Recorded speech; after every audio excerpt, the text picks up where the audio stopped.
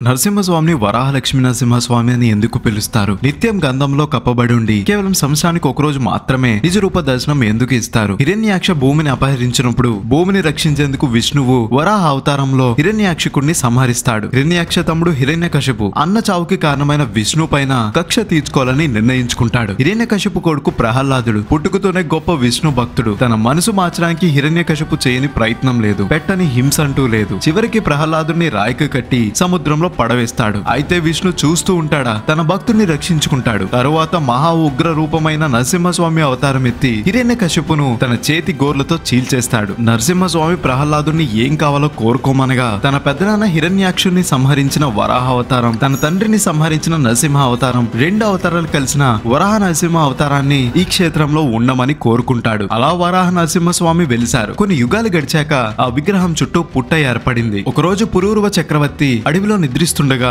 ఒక పుట్టలో ఉన్నానని చెప్తారు. తర్వాత చక్రవర్తి ఆ పుట్టను తొలిచి స్వామిని ప్రతిష్ఠిస్తారు. అప్పుడు స్వామి, ఇన్ని యుగాలు నేను భూదేవి వడిలో ఉన్నాను. నా ఉగ్ర రూపాన్ని ఆమె చల్లార్చి నన్ను శాంతమూర్తిగా చేసింది. మళ్ళీ నా చుట్టూ మట్టిని పేర్చమని అడుగుతారు. అప్పుడు వేద పండితులు మట్టిని పేర్చడం ఇష్టం లేక చల్లదనాన్ని ఇచ్చే గంధాన్ని ఆయన చుట్టూ పూశారు. అలా నిత్యం ఆయన్ను శాంతింప చేయడానికే ఇలా చందనం పూస్తారు. ఈ కథ తెలియని వాళ్ళు ఉంటే వాళ్ళకి ఈ వీడియో షేర్ చేయండి. ఇలాంటి మరిన్ని వీడియోస్ కోసం కథ స్టేషన్ ని ఫాలో అవ్వాలి మరి.